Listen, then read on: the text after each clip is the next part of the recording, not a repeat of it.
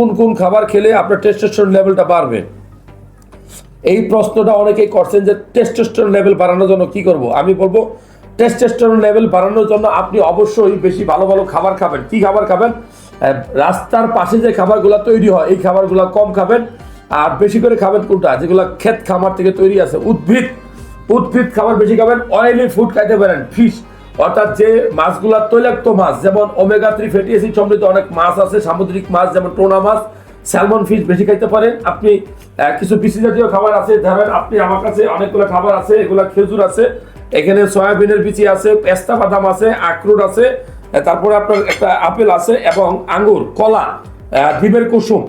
এই যে ডিম খাই ডিমের কুসুম সহ খাইতে হবে, মাংস খাইতে হবে, সপ্তাহে 1-2 দিন লাল মাংসটা খাওয়ার চেষ্টা করবেন, রাত্রে 1 গ্লাস দুধ খাওয়ার চেষ্টা করবেন, বেশি করে কালো জিরা খাবেন, চিয়া সিড খেতে পারেন, চিয়া সিড খুব গুরুত্বপূর্ণ।